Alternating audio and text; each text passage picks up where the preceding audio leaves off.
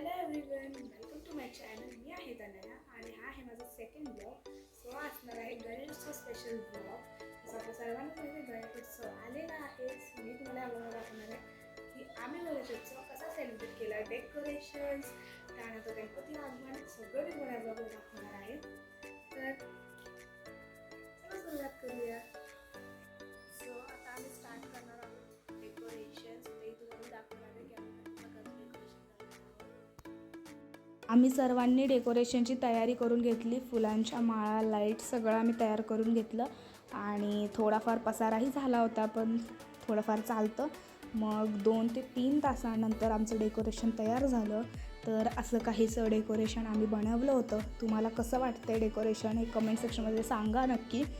आणि तुम्ही कशा प्रकारचं डेकोरेशन केलं हेही नक्की सांगा मला. आणि लाईट्स, माळा वगैरे सगळं आम्ही मस्त लावून असं डेकोरेशन केलं होतं.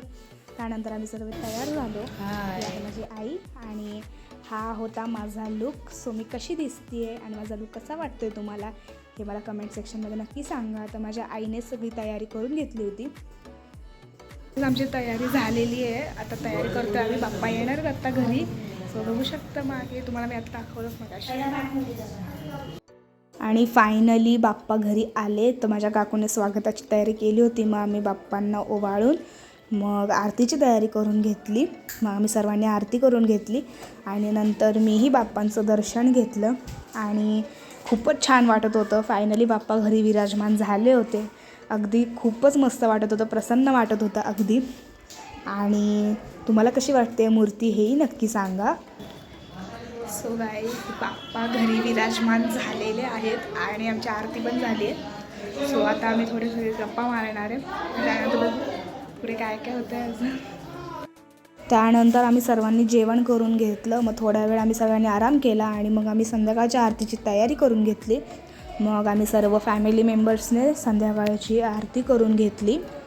आणि मग आरती झाल्यानंतर प्रसादामध्ये उकडीचे मोदक बनवले होते, जे की बाप्पाचे खूप फेवरेट असतात.